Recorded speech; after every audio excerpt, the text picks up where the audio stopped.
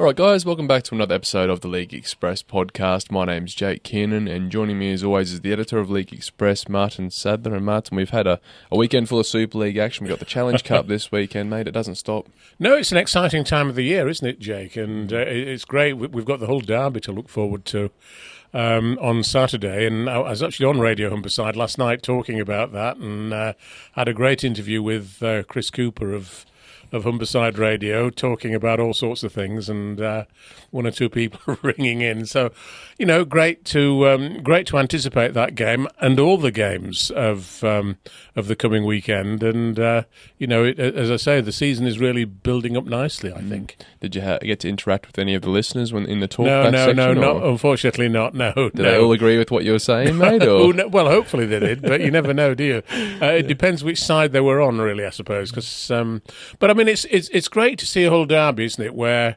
we can't be quite sure what the outcome is going to be, because for the last few years Hull KR have forged ahead and Hull have fallen behind, but now Hull are, you know, on the rise, and I don't think they've caught up Hull KR yet, of course, but you never know. This weekend they might do. That's it. They look like a completely different outfit compared to the last few John seasons. Cartwright's done a great job, and you know, interesting, really interesting the way they're going. Yeah, well, we'll stay on Hull FC because they're the first match we're going to discuss. Thursday night, Hull FC defeating Castleford 24 points to 14. What did you make of their performance?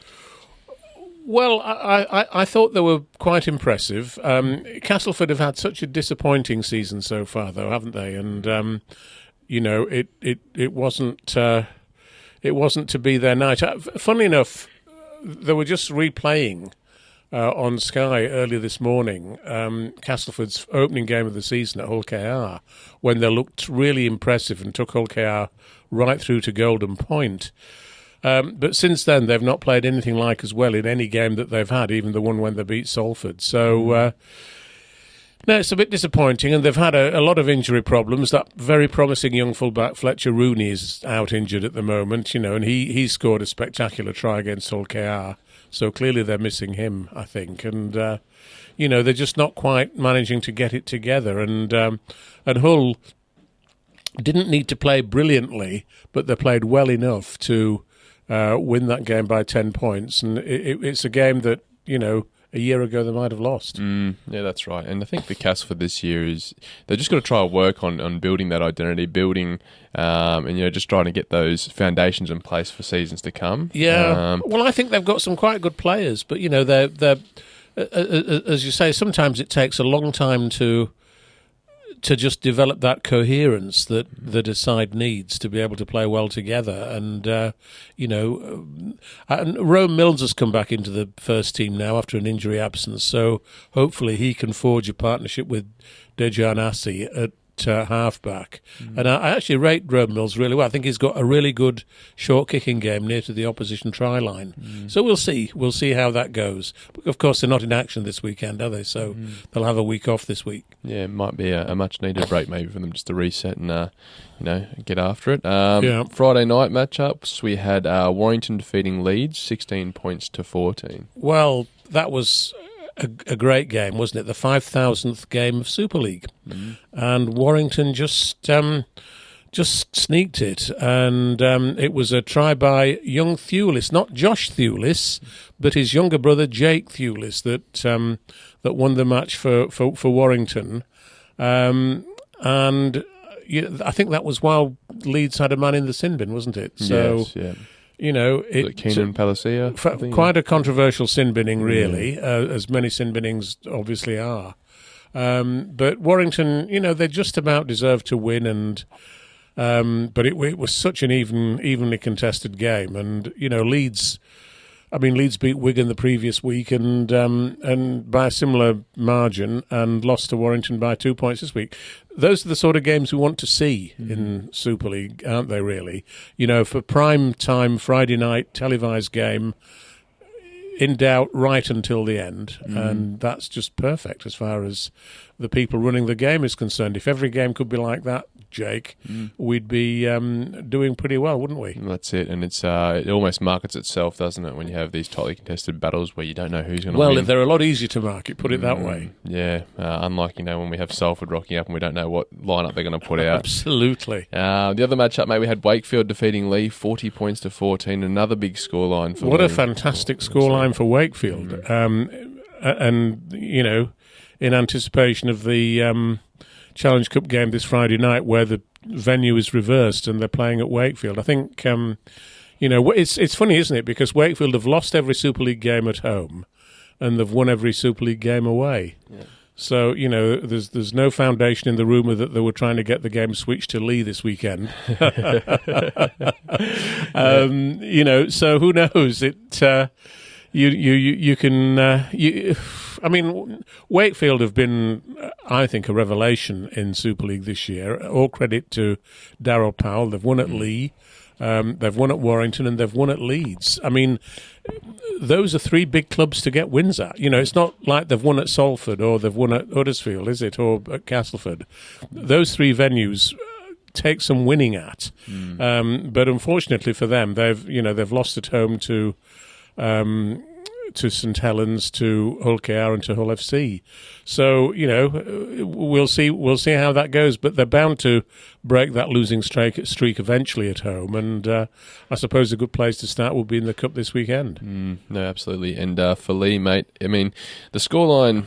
It's 2 intercept tries, so that sort of blew the scoreline out a little bit. Well, Tom Johnston, who, once he intercepts a ball, you don't catch him, do you? Yeah. Well, what about that second one where he fell over and then still got up and ran the length of the field? Yeah. Well, that goes to show his pace, doesn't it? Well, he is in contention for a Test match place against the Aussies this year, in my view, although there's a lot of competition, to be honest. Right. That's right.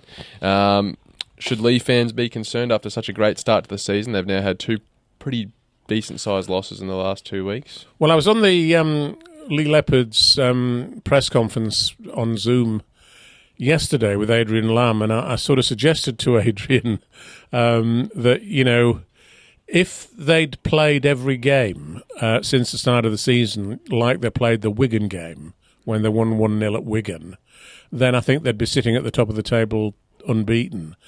But the difficulty is that no team can play at its maximum level every week. I think every team has, high points and low points, and we've seen this with Wigan, haven't we? With losing at home to Hull in the Challenge Cup, even Wigan can't play at that level all the time. So my advice to Leigh fans is not to worry too much about that. It's sometimes you've got to say that the team, when it's a result like that, you've got to give credit to the team that wins. It wasn't necessarily a case of Leigh being very poor. They obviously weren't as good as they could have been, but Wakefield were outstanding, and you've got to recognise that.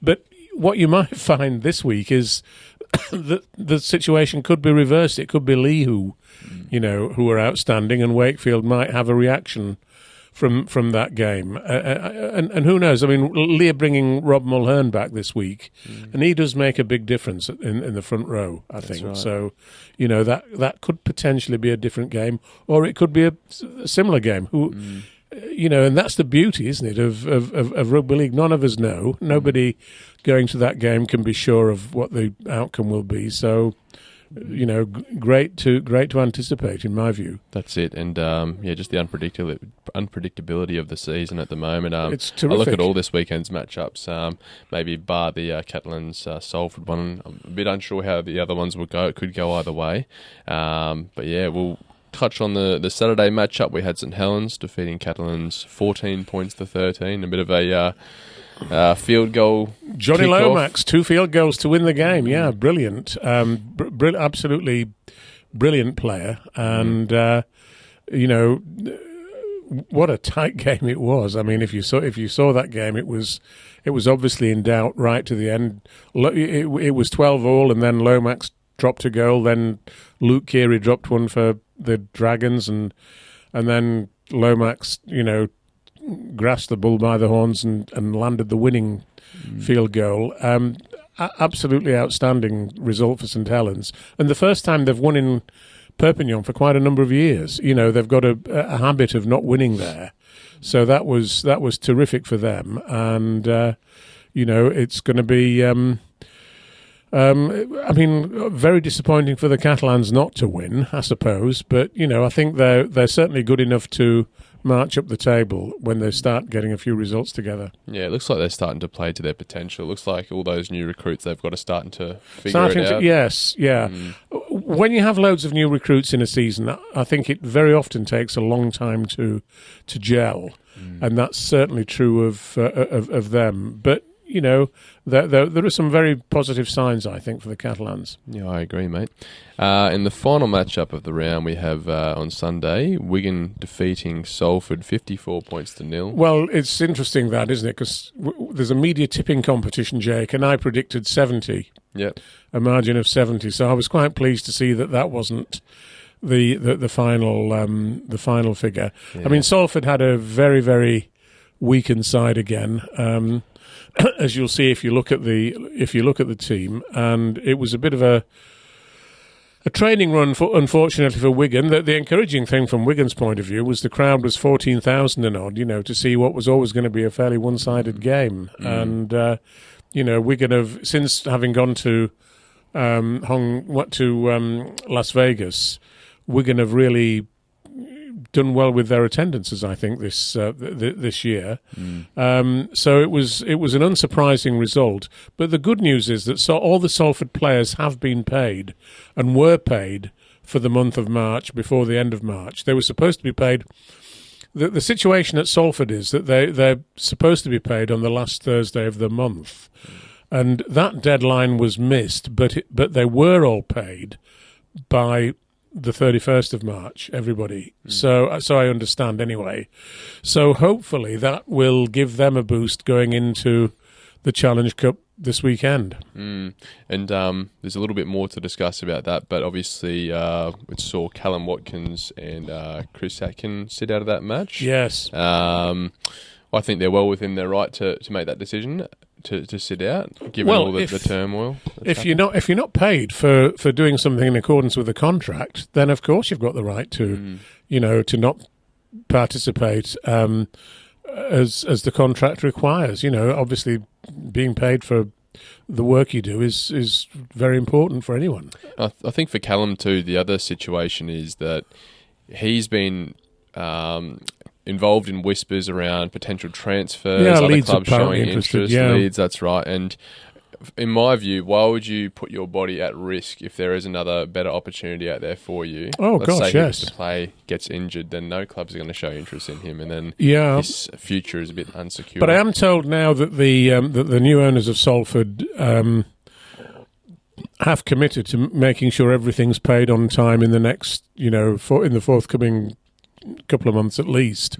So hopefully that's true, and will things will calm down a bit at Salford. And for the sake of everybody at the club, including Paul Rowley, the coach, we all desperately hope that's going to happen, and we hope that the new owners will ultimately come in and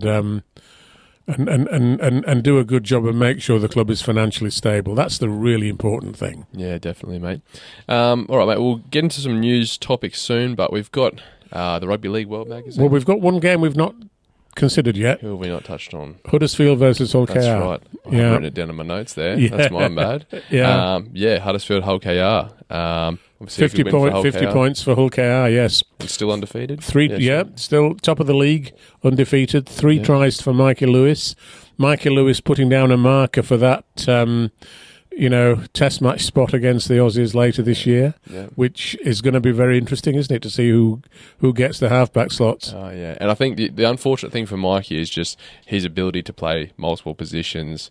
It's almost like it's just going to slot him in that 14 jersey. Well, you never know. Yeah. Well, I suppose from his point of view, if he's in the 17, the match day 17, that will certainly be his aim, won't it? I mean, you first of all, you try and be in this 25-man squad or whatever it is that's named.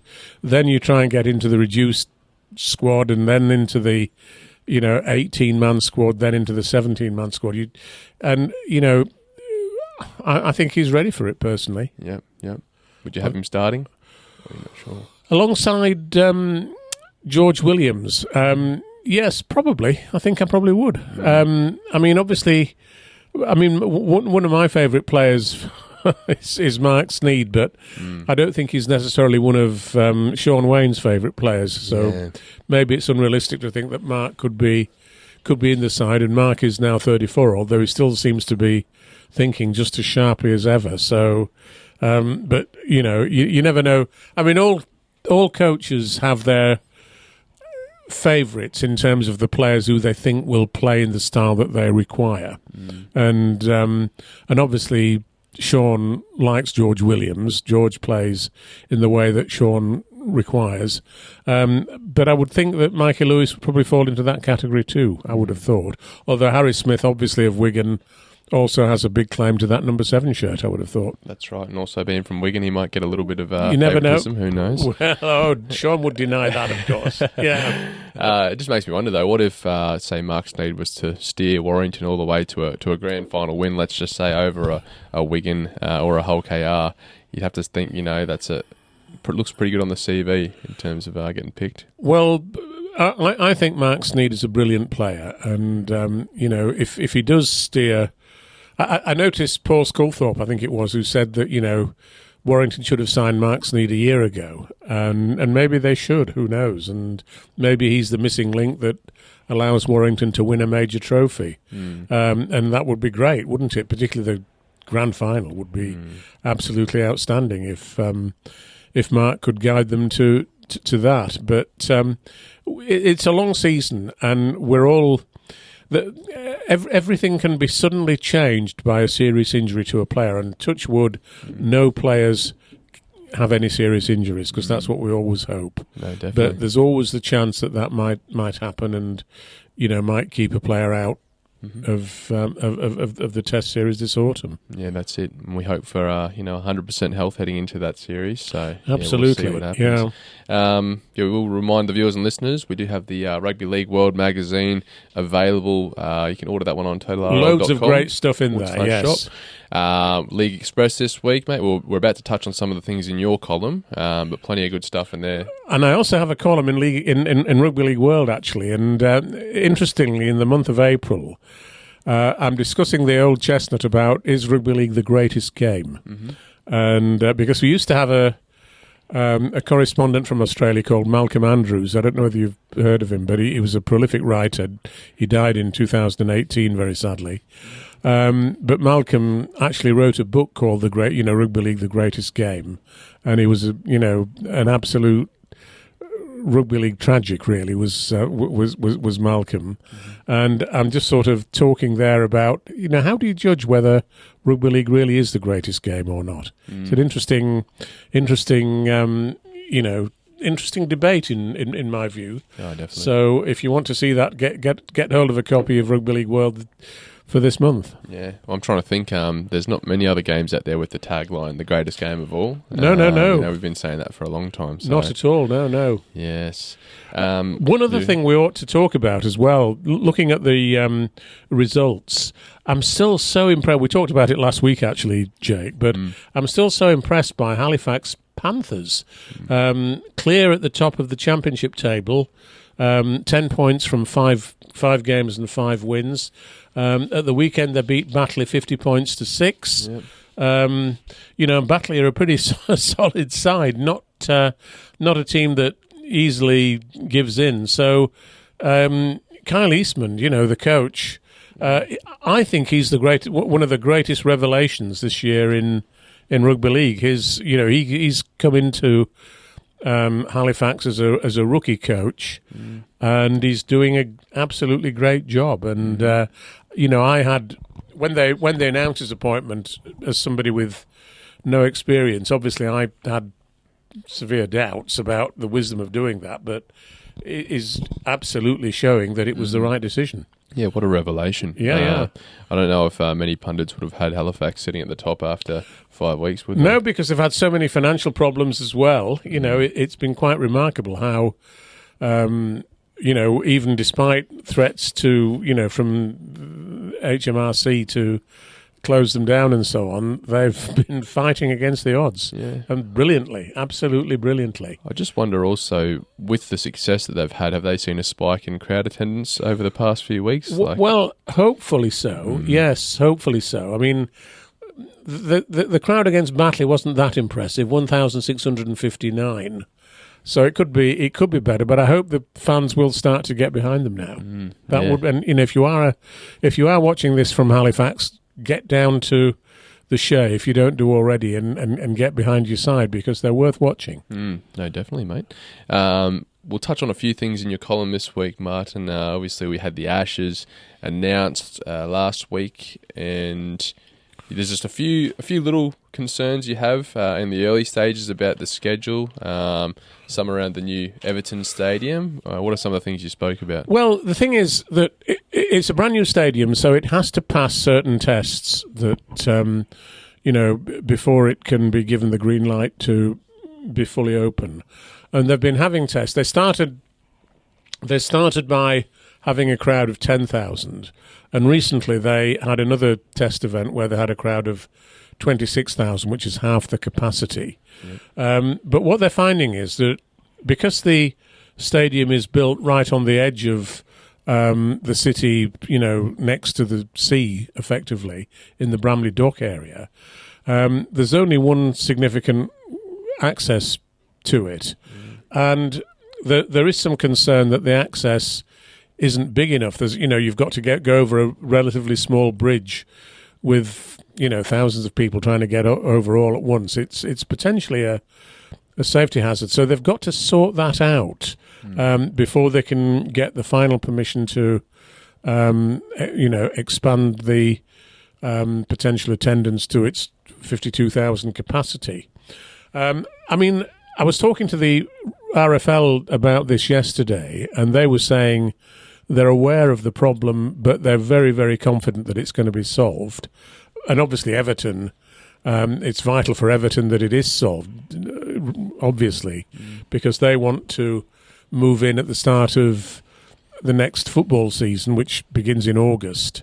They want to be playing their games there in front of, all their supporters. And so there's a massive incentive to sort out the problem. And I'm part of the problem is that apparently there's a wall there that's a listed building that sort of prevents access. It's a listed site and it prevents access to the stadium. If the wall were knocked down, it would be, the problem would be a lot easier to solve. Yeah. But there is some resistance to knocking that wall down, as it's apparently a historic wall within the docks area.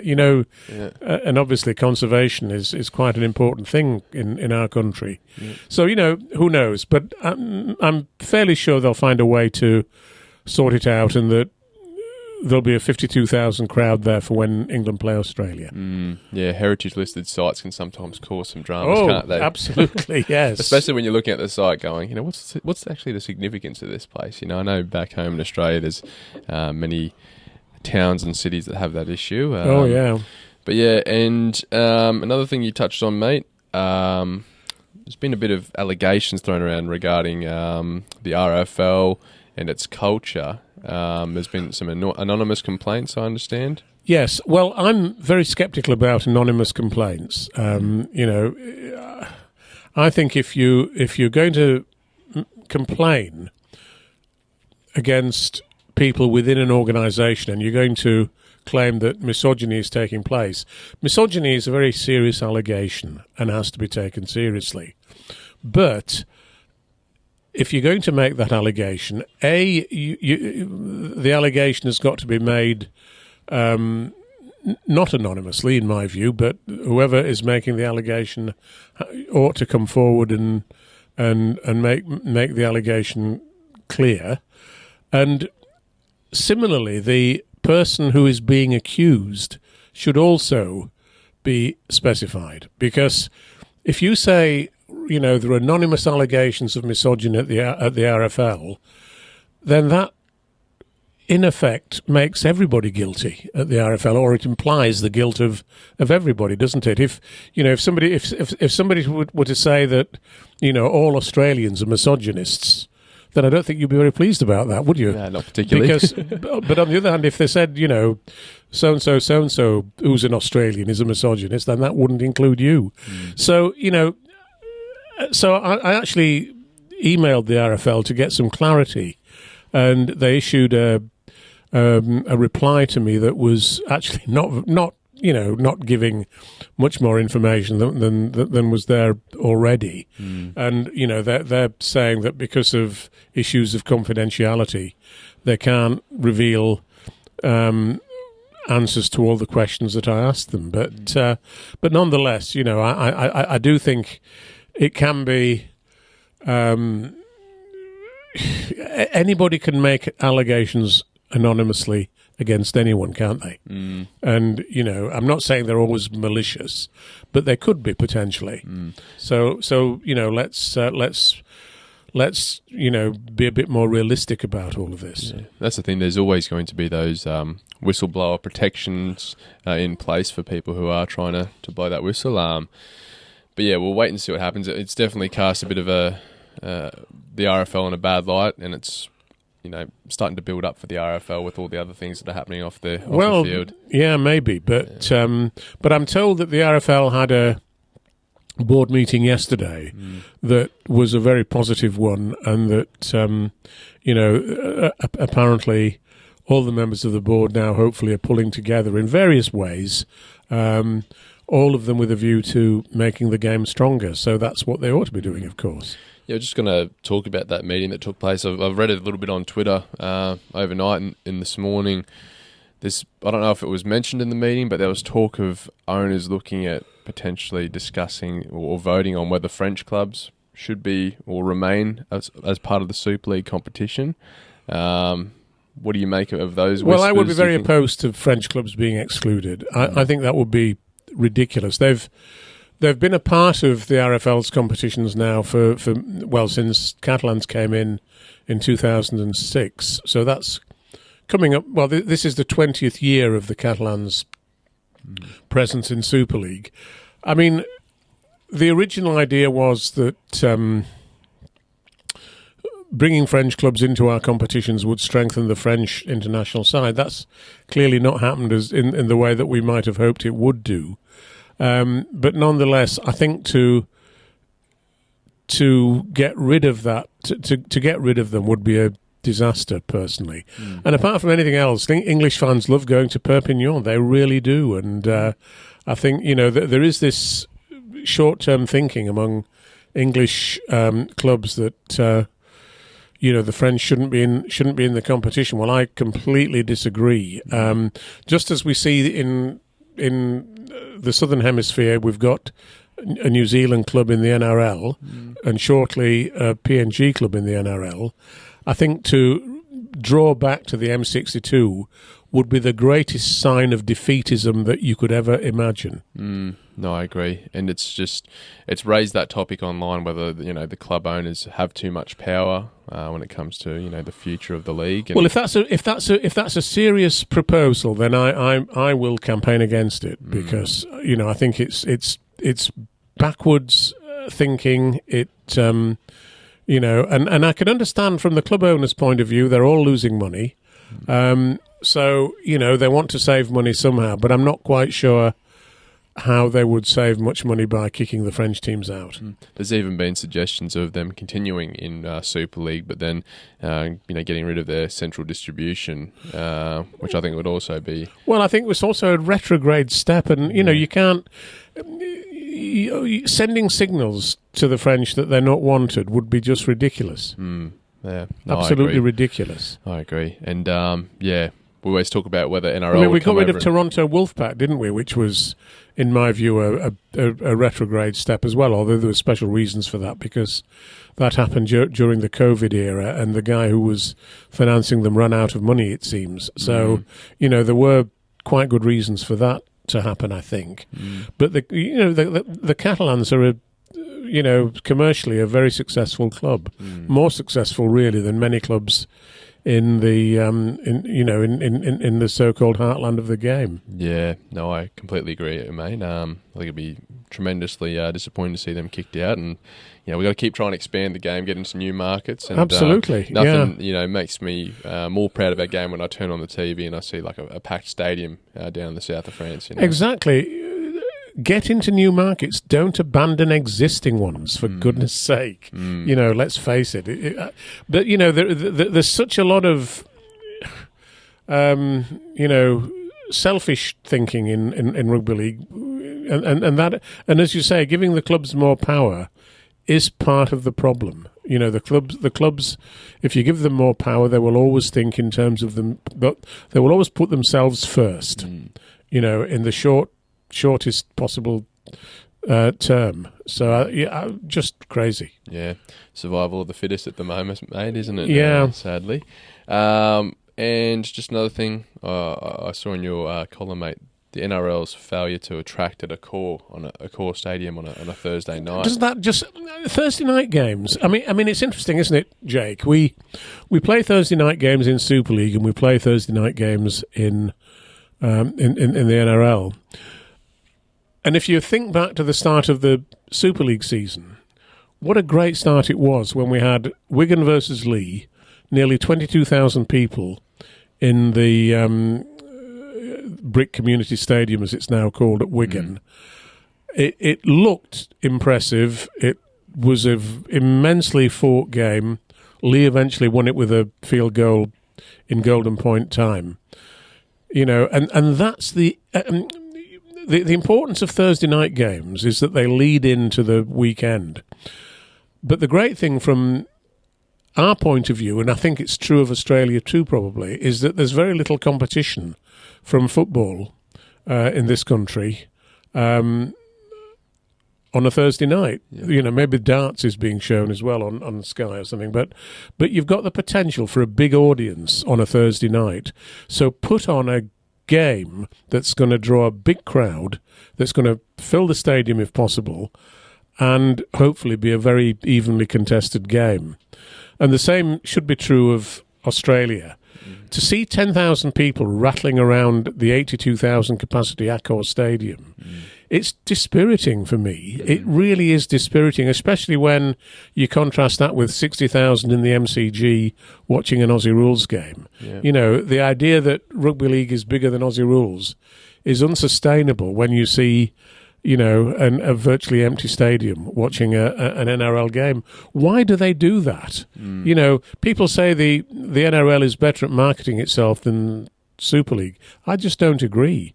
I think to make such terrible, I would get Souths out of Accor Stadium, play them at Alliance Stadium where they can, draw a better crowd, and the stadium will look fuller with they'd get about 20 or 25,000 at that stadium. Accor Stadium is badly located for Souths, and they shouldn't be playing there, in my view. That's it. I think Thursday nights should be reserved to teams in Western Sydney, played at a suburban ground, even at Combank. Sure. Easier for those Westerners to get to. Yeah. 'Cause, from all reports, and I haven't been to a core stadium myself, but like just the links to the stadium aren't great. Public transport's not great. It was built. The difference between Sydney and Melbourne, if you know the two cities, is that all the major sporting facilities in Melbourne are right in the centre of the city, and they're served brilliantly by public transport. Whether train, bus, or whatever. In Sydney, things are far more dispersed, and Accor Stadium is out on a limb. It's just not easy to get to, and that's shown by the crowds that turn up for games there. Yeah. I mean, the only hope for Accor Stadium this year is that the Bulldogs are going to be so successful, and it's their home ground, that they will be getting 30 or 40,000 to some of their games, which at least will make it look as though it's, at least partially full, won't it? Yeah, that's right. The Dogs are doing really well this season. Oh, so we top hope, of the league, yeah. Yeah, I hope they can continue that. All right, mate, we'll move on to some other news. Jay Field, he's re-signed with the Wigan Warriors, taking him through to the end of 2027. I think there's 2 years there with an option. That's right. Which could see him at the club until 2029. Obviously a huge retention for Wigan. Oh, absolutely, without the slightest doubt. And I think, when Jake Field doesn't play for Wigan, I think Wigan are not quite as strong as they are, and that's obvious because he's such a great player. But, Wigan lost in the Challenge Cup against Hull because Jake Field was off the field injured when Hull staged that remarkable comeback, and I don't think Hull would have won if he'd still been on the field. It's as simple as that, really.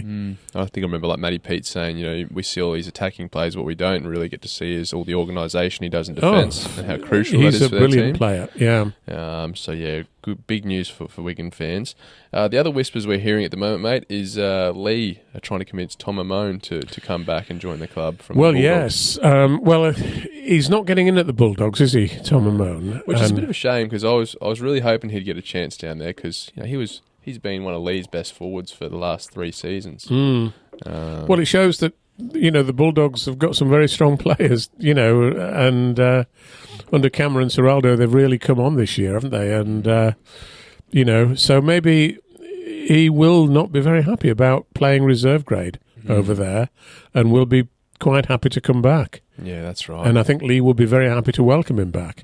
There are also some whispers linking Jake Clifford to Leigh, but he's been starting for the Cowboys the last couple of weeks. I think Jake Clifford's denied that, hasn't he? Yeah. So, it would have been a great signing for him, but unfortunately, for Leigh, Clifford has found some form with the Cowboys there, and he's scored a few tries the last few seasons. So, last few games, sorry. So, yeah, great to see.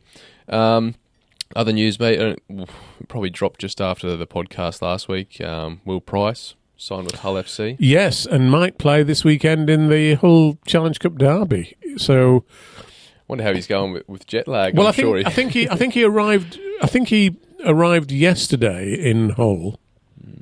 So, you would think he would have jet lag, wouldn't you? Yeah, and it would be a gamble to play him. Here. But the thing is, Cade Cust is out injured with concussion. So the spot is open for Will Pryce to play if John Cartwright wants to play him. Yeah, I mean it's a gamble in some ways, clearly, but he's a very talented player, and it's a shame that he's not had more chances at Newcastle Knights. Because the matches he did play, he played well, and from all reports, he was doing well at the New South Wales Cup level. And there were some whispers, other teams going to be interested in him in the NRL. So, I don't think his NRL career is over. No, I think Will Pryce is the sort of kid who will head back there, but maybe just needs a few more, another season or two in Super League before taking the plunge again. Now, mate, in other news, international rugby league news, a lot of rumours swirling around Payne Hass potentially defecting to play for Samoa this season. Alongside that, Tino Fa'asuamaleaui's name has been mentioned as well. If those two play for Samoa in the Pacific Cup this year, then I think Samoa have got a very good chance of winning it. Yeah, and that will be great for them.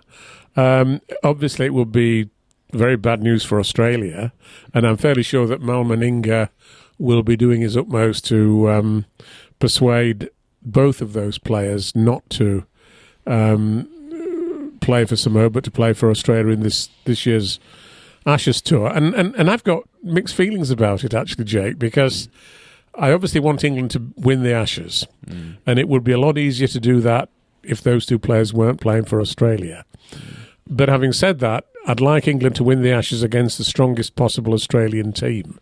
Yep. So, I don't take pleasure in players not being available for Australia. I want to see Australia, I want to see Nathan Cleary and, all the other great Australian players, in their side that contest the Ashes. So, we'll see how that works out. I suspect that there will be pressure brought to bear on both players to stick with Australia. Yeah, and another name that's been mentioned the last few weeks, Callum Ponga. Talks of him maybe defecting to New Zealand. Well, he's a New Zealander, isn't he? He was born in New Zealand. So really, strictly speaking, he ought to play for New Zealand. But there is a complication there, because New Zealand is regarded as a Tier 1 nation. Samoa is a Tier 2 nation. What that means is that Payne Hass and Famasalua can play for Samoa but still play in the State of Origin series.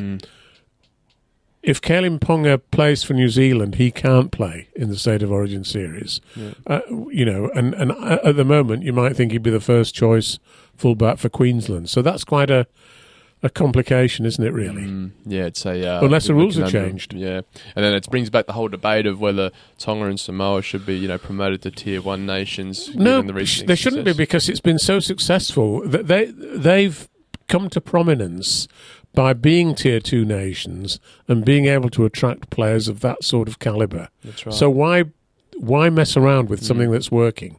And that was one thing that was clarified in the last week or so. The tiers aren't decided purely on on-field performance. It's about the development pathways. Of course, the grassroots in those countries as well. And they just don't sort of stack up against Australia, New Zealand and England at this stage. So exactly, maybe 20, 30 years down the track, but until who then, knows? Yeah, they'll remain Tier 2. But yeah, mate, so it's going to be an interesting few months as we lead up to the end of season international fixtures. I will say, though, the Pacific Championships, if it did feature those two playing for Samoa, you got, Tonga, New Zealand. Yes. What a competition that'll be down in the south. It will be tremendous, yeah, and you wouldn't like to say who's going to win it, would you, really, in those circumstances? Incidentally, one other piece of news that's been floated in the last 24 hours is that Daly Cherry Evans could potentially be coming to Catalans Dragons. Yes, they... obviously, as you know, he's going to be leaving Manly at the end of this season. He's fallen out for some... it amazes me that it's got to this stage where he's, dead set on leaving Manly. He's been such a fixture there for so many years, and he's been the face of the Manly Warrington Sea Eagles for such a long time, such a great player. And he's 36 now, right, obviously quite near the end of his career. But he's the sort of guy who could play on for quite a long time yet. And he's been strongly linked with the Roosters in Australia. But apparently the Dragons are very keen to make a bid for him. And apparently he's been quoted as saying that I think he's got 3 daughters. And I think his comment was that, to give them an adventure in the south of France for a year would be great for his kids. So I think he's potentially, which obviously it would be, wouldn't it? Who wouldn't want to, living on the beach in the south of France would be, not a bad way to end your career, really. Oh, absolutely, yeah. It'd be interesting. I'd imagine if he could pair up with Luke Keary in the halves for Catalans. Yeah. I wonder what type of money they'd have to offer him, though. Oh, well, that's the $64,000 question, isn't it? Yeah. But, of course, we do have marquee players in our competition, so only the first 150,000 quid, I think, counts as, on the salary cap, so they could offer him potentially more. But it just depends on whether they could raise the money that he would require, because I think he's on about 500,000 a year or something like that, probably more than that, I would think. So Australian term, I think he's probably on about $1 million, maybe 750, 800,000 with Manly at the moment. But close to $1 million. Australian dollars. That's right. Yeah. But I'm not sure the terms. I know it probably equaled out to be around about $1 million a season, that contract he signed, I think. But I just can't remember, what was paid in what year. But he's a brilliant face of the game. I mean, he's a real classy guy, isn't he, Cherry Evans? And as I say, that makes it all the more mysterious that they've actually managed to fall out with him. Whoever instigated that fallout should be the person being booted out of the club, in my opinion. Yeah, and the other thing too is he's spoken about how passionate he is representing Queensland, obviously Australia too. Based on his current form, if he chooses to play on this year, I'd say he would be the number 7 for Queensland. But yes, imagine if he came over next year with still career best form. Could he represent Queensland from Catalans? Probably not. Who knows? Yeah. Alfie Langer did it way back. He did, a long time ago. Yeah. Yeah, we'll see. All right, mate. Anything else? Oh, we had a release come through from the International Rugby League. Yes, the International Rugby League just put out a release this morning, and I mean it's talking about various issues connected with the game. But one thing that caught my eye was this little point here. It said it sanctioned 72 international matches in 2024, which is more than in any previous year, excluding World Cup years. So in other words, 72 international rugby league matches were played around the world in 2024, which I think is a pretty impressive number, really, for a sport that's not got a high international profile. Do you think, is that men and women, do we know? Or? Well, I'm sure it probably is, yes. Yeah, because they do sanction men's and women's internationals. True. No, that's great. It doesn't go into, it doesn't break it down.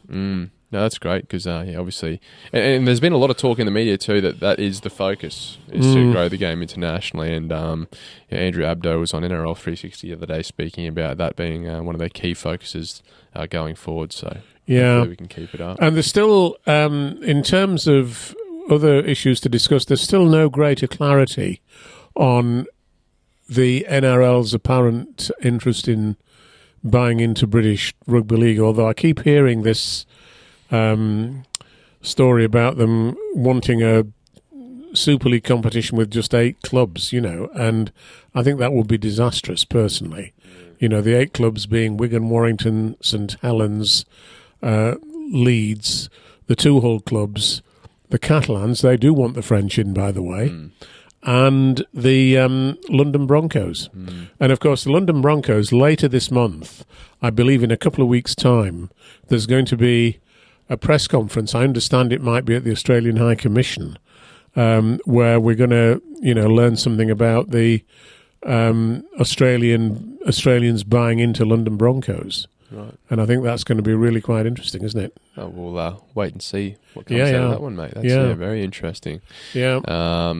Another thing I was sort of thinking about was, I think I saw it mentioned online. Do you think the NRL would come in and create this new Super League with 8 teams? Would it be in their best interest, maybe, if they were to do that, create a whole new competition, keep the Super League, have this one sit above Super League, and then maybe promote some of those successful championship teams? Oh, who knows? There are all sorts of potential combinations. Yeah. And the worrying thing for me is that I don't think the Australians, as I've said before on this podcast, actually, Jake, I don't think the Australians fully understand the culture and history of British Rugby League and its importance within communities and so on, and the fact that we've got clubs at various different levels. I mean, you ought to be their advisor now, didn't you? Because you've been here for a year. You've seen what our game is all about, and it is different. It is different from Australia. I'm not saying it's better or worse, but it's different, and there are lots of very important elements of the game in this country that need to be protected and preserved. And I think, if you came in with a sledgehammer and knocked them all down, I think it would be counterproductive in the same way that in Australia in 1995, when News Limited came in and provoked the Super League war, it smashed the game and it took the game a long time to recover. We might need an advising lobbying group of Aussies, expats that live here. We could get Steve Mascord involved. I'm sure he'd be quite passionate. Quite so, yeah. And who knows? But and I mean, I don't think the idea that the Aussies should come and rescue us, so to speak, is we've got to be capable of sorting our own problems out.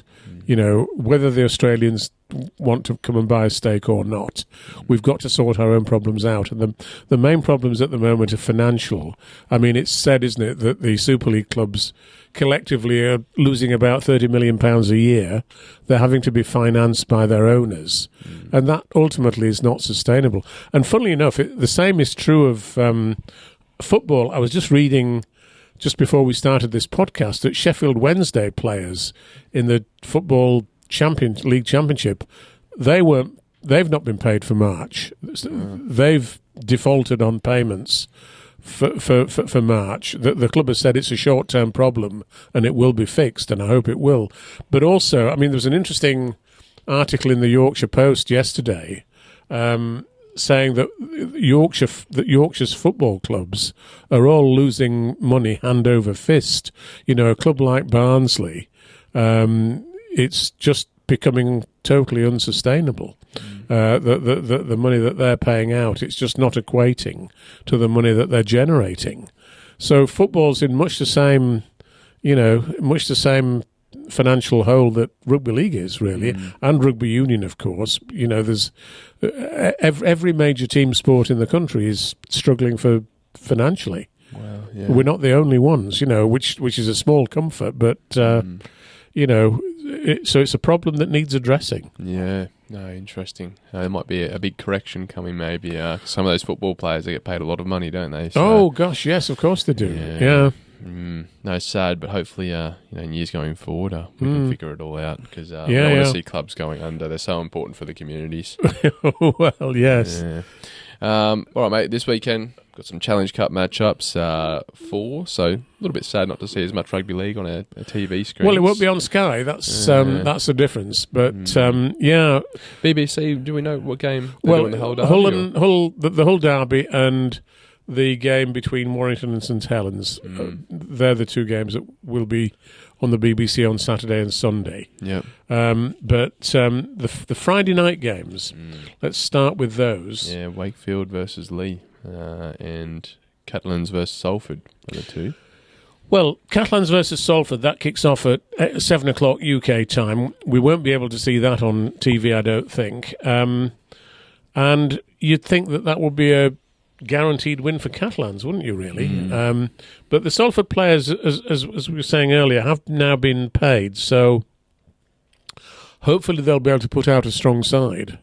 And, you know, you never know. I can't really see them beating Catalans, but at least they might give them a tight game. No, I agree. Who knows? Salford might rally, but yes. Based on current form, what we've seen the last few weeks, a smart tipper would tip Catalans. That's absolutely, for sure. Yes. And then we have Wakefield taking on Leigh in the rematch. Well, yes, my goodness, what a game this will be, because Leigh will be smarting, won't they, from that game at last Friday night. And I'm never sure who it benefits when you've got the same game 2 weeks in a row.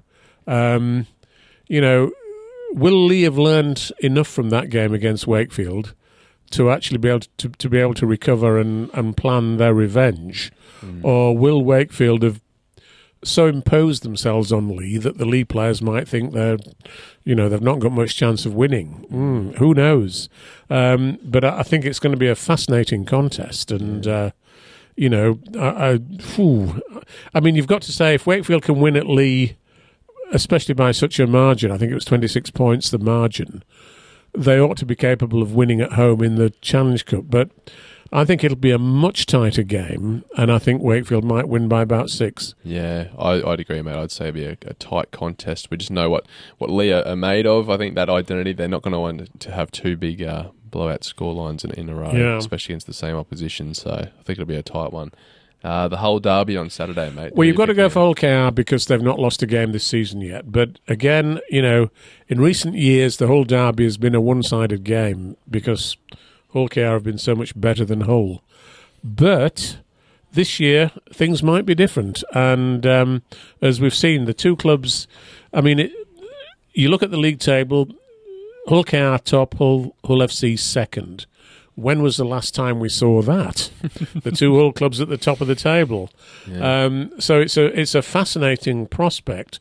I don't think Hull FC are quite, you know, I mean, they've improved an awful lot, but whether they've improved enough to beat Hull KR. But of course, the $64,000 question is, will they pick Will Pryce? I suspect that they will. And then the question is, will Pryce fall asleep at half-time because he's suffering from jet lag? Well, probably not. Yeah. But, you know, I mean, at a serious level, the question is, how will Pryce, you know, link up with his half-back partner, Aidan Caesar, and then the three-quarters that are outside him. I mean, I think Aidan Caesar will have a big part to play in settling Will Pryce down if he does play. And, you never know. And Will Pryce will be directly up against Mikey Lewis as well. That's another very interesting prospect, isn't it? Yeah. There are so many things to look forward to in this Hull derby. I am so looking forward to it, Jake. I think I might have to have a few Red Bulls on standby for Will Pryce, maybe some smelling salts. Absolutely, just to, wake him up a little bit. Yes, So, look forward to seeing if but he's a included. very talented player. There's no doubt about that. And it would be amazing if, the ideal outcome from a Hull FC point of view is that Will Pryce scores the winning try in the 79th minute. That would be absolutely brilliant from their point of view. But things don't always work out that way, do they? That's it. It's almost reminiscent of something like that would be reminiscent of when Brad Schneider came over and kicked that winning field goal. For Yes, Hull KR. exactly. Yeah. Something like that would be awesome. But moving on to Sunday's matchups, mate. The final Challenge Cup matchup of the weekend: Warrington taking on St Helens. Well, is this Warrington's year? We always say that. We've been saying that for about 30 years, or even longer. Is this Warrington's year? Maybe it is now. They've got Mark Sneed, and I think Mark Sneed will probably be smart enough to help Warrington win this game. But, gosh, what a great, another fantastic game to look forward to. We're absolutely...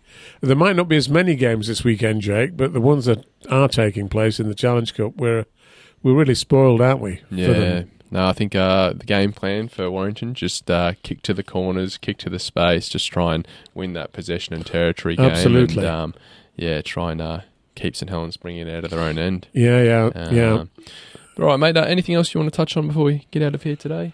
No, I don't think so. I think we've covered most of what we intended to talk about, and it's just onwards and upwards from now on, isn't it? And isn't it great now that the clocks have gone forward? We've got a lot more light at the end of the day, at the end of every day, and it's spring always seems to have arrived when the clocks go forward.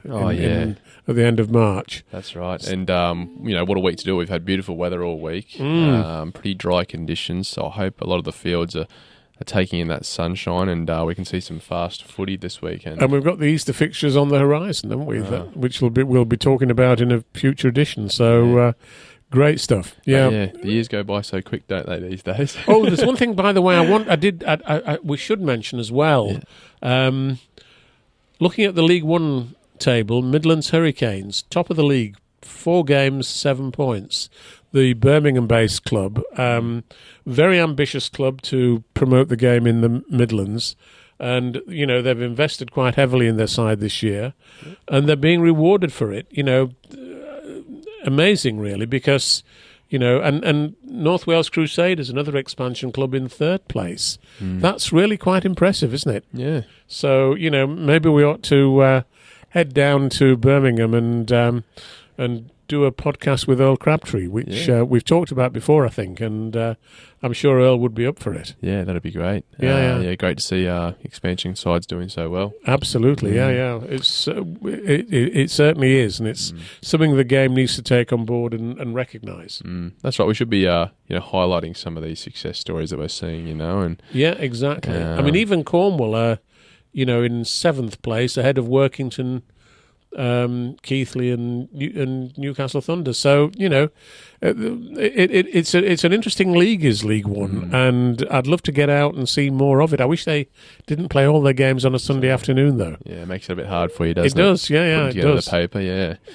All right, mate. We'll remind our viewers and listeners, if you do want to get your copy of League Express or the Rugby League World Magazine, if you're watching, scan the QR code. If you're listening, and just one thing as well.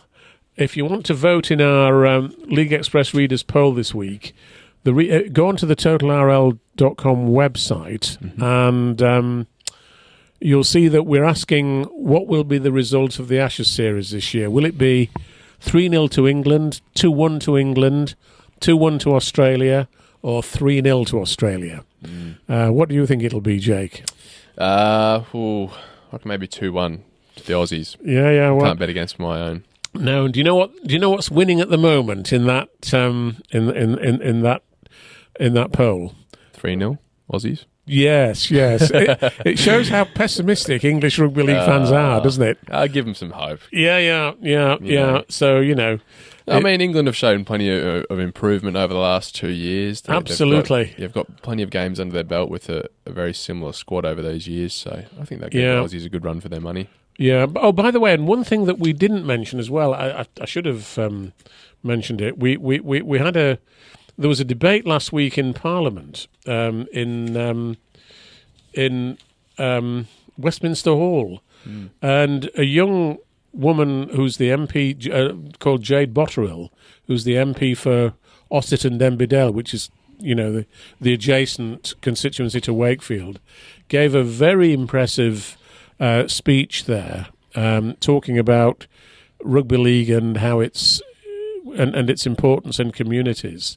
Yeah. And we got permission from her to reprint the speech, and it's really interesting to read. And I would suggest that everybody ought to, get hold of a copy of League Express to have a look at that, because it's good to see rugby league being defended in Parliament. And also there's a very interesting article in this issue of Rugby League World with the St Helens MP, David Baines, who is very, very active, I'm glad to say, in the all-party parliamentary rugby league group.